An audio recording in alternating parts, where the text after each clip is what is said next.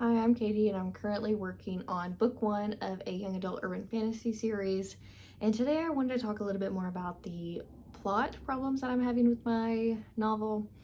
So, just for some context, I had a different video that I wanted to post today that I filmed a few days ago, but had not edited yet, thankfully, because I was procrastinating that because I really don't like editing yet.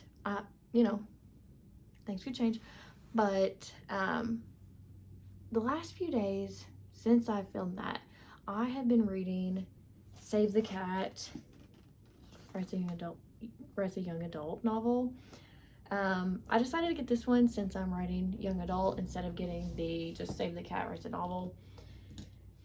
And let me tell you, let me give you some more context here. I have watched a lot of videos talking about Save the Cat, other people using Save the Cat, other people reading Save the Cat. I've Googled a lot about it. I've looked at like the beat sheets, those sorts of things before ever reading the actual book. So, pretty much the day or two after I filmed the original video that I was going to post today, which was about plotting, which is hilarious now because I'm having all these plot problems now, is I had been trying to plot, but okay, this is my first novel. So I've been trying to plot, but I obviously don't fully know what I'm doing because I originally thought I could pants my way through this novel.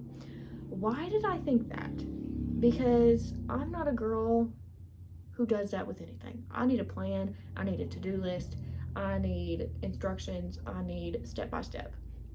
That's what I like. That's what I do with everything. I'm very much a list oriented, goal oriented, step by step person. Well, I've now realized that.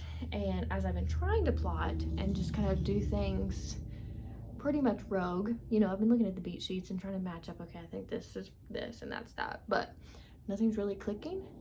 And now I finally bought the book and it came in yesterday, the day before. And I'm on page 50. So I'm not super far into it. But one of the things that I've been struggling with before I started reading this, but I've just kind of been bouncing around in my head, is that I have 4 main characters in this book, okay? And it's an ensemble cast, right? So that is Myra, Coyote, Dottie, and Goldie. Okay, they are 13, 14-year-old 8th graders. It's the end of 8th grade year. It's 2005. Well, I've been struggling a lot because when I've been writing, a lot of my scenes that are flowing a lot easier are about Myra. And I've been having a lot more issue integrating the other 3 in a way that has substance. Like, it's not hard to kind of, put them there, but it's hard to give them a reason to be there in a lot of this. So I've been kind of struggling with that, trying to figure out, like, gosh, why can't I get these other characters to be as interesting as Myra, Which, they do all still need some character development, of course. But Myra is really the standout in the story right now. And I have been very resistant to not having an ensemble cast of characters because I'm just very attached to that idea. I love that idea and that's what I want. But reading this and seeing how Jessica Brody, the author of Save the Cat, the author of Save the Cat, writes a young adult novel, talks about how you can have an ensemble cast, but you're still always going to have one that still sticks out. And I think that's what's happening with Myra. But what's hard is that I'm almost thinking that the story makes sense if I let Myra be the star of book 1 and have that kind of format. And I don't know what that's called whenever you have like an ensemble. So for me, 4 main characters, and then each book has a different lead, essentially, of the main cast. So like that's kind of what I'm considering. Now, will that stick? I don't know. Maybe Myra's story is just going to end up being the story for the whole series. I don't know. But that's kind of what I've been struggling with because the plot of this book, while I want it to work for all four of them, I don't think it's going to. Now it could, but I also think part of the problem is this is my first novel that I'm writing. This is my first manuscript, and I think not that I can't do it, but that I don't have enough experience and craft built up to be able to do it the way I want to do it. And so then I'm not going to be happy with it, and it's never going to be what I'm imagining in the first place. So what I'm thinking is kind of repositioning to focus on Myra, still have essentially the four main characters, but just let the focus be on Myra instead of keep trying to drag it away from her and put it on one of the other three, or just the other three in general, and just let her be the star of the show right now. And it also makes sense because, you know, your main character has to be flawed. They gotta have a lot going on, and the story's gotta make sense for them. And that is really tough to do with an ensemble because you have to do that for each one of them. And my characters, I almost want to set them up more like Myra's got all this stuff going on. She's got a lot of problems. She's got a lot of flaws. She's got a lot of things to figure out. It makes sense for her to be the hero right now because she has got the most interesting character, the most interesting backstory, the most going on and the most to work with. And I think it would be better suited as if within this book one kind of build up the other three a little bit more. So focus on Myra because she's got all this stuff built in pre-story. Her backstory is just that bulked up. And I mean, the other three could also be that, but then it's like I have I four main characters at 13 years old. And I don't love that. I think that's a little too far-fetched for the story I'm telling and for where I want it to go. I think it just does not make sense for the story I'm telling. So I'm thinking Myra takes it in book one. It's her. And then throughout book one, of course, still getting lots of information about the other three and kind of tidbits and things happening to them that are kind of complicating their story as we go. And then what I really am liking the idea of that I was thinking about earlier is that at the end of book one, not like the final scene, but like, you know, in the third act, something gets revealed about one of the other characters in relation to like the overarching story that's going on, of course, that kind of rocks that character, you know, and then that kind of makes their character kind of just like dials them up a notch, that now they've got this major thing that's happened, and then that can kind of fold into book two and kind of do more of that sort of playing around with the main character kind of vibe. That's my thoughts right now. Now, I'm also struggling a lot with the catalyst because, you know, I'm at 30,000 words. I would like my book to be about 100,000 words, give or take. Doesn't have to be perfect, doesn't have to be, you know, right on that, but I'd like to be in that realm. I think that is a great spot to be because I prefer a little bit of a longer book, but not a super long book. I'm thinking like 400-ish pages, and maybe not even that long, maybe like 350 to 400. I don't know, I need to actually figure out the math and see, but 100,000 is kind of what I'm thinking. And like right now where I'm at 30%, or at 30,000, which would be 30% of the 100,000, I'm not at the 30%. I'm dragging in the start. Like I'm not at a natural place to go into act two. And I would like to have already been there. And I'm thinking if I reframe this where I'm focusing more on Myra versus trying to focus on all four of them, I can get there quicker and making the book a lot more punchier and a lot less dragging on. So I'm liking the idea. It just kind of scares me, to be honest, to leave what I thought was the plot, which I mean a lot of the plots staying the same. Like because that's the thing. The plot was already just kept going back to Myra. Like, Myra, that's her thing. This is that, you know? So maybe I just need to let go of the group a little bit. You know, they're still there. I still want to keep them around. But maybe I just need to let Myra be the star of what I've got right now. And it may end up that I get to the end of book 1 and I'm like, I think this series is about Myra. It's not about Myra and Coyote and Dottie and Goldie, you know.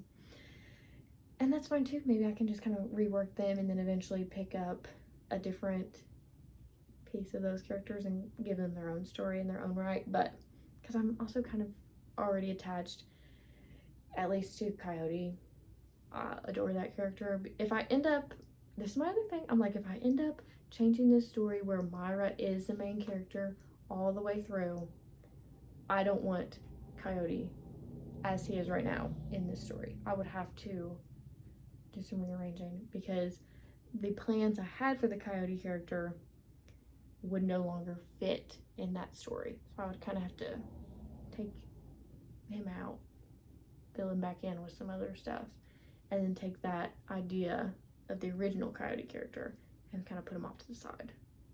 If that makes sense? I hope that makes sense. It makes sense to me.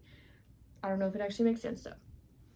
But that's just kind of what I'm struggling with. And the reason that it's so funny that what I was originally going to post today is because it was talking about plotting. And it's like, girl, you read 50 pages and now your plot's all over the place. But I'm learning a lot and I'm really liking this book. I don't know if I said this already, but I only got the young adult Save the Cat. I didn't get the just standard novel, or this like the standard Save the Cat writes a novel book. I just got the young adult one. If you've read both and you think it's worthwhile to have both, let me know. Because that's the other thing is I could see myself, you know, writing this young adult series, but then eventually moving on into adult books, or probably not middle grade, but like maybe. So maybe that is something that would be of value. Maybe not right now, but you know, down the road.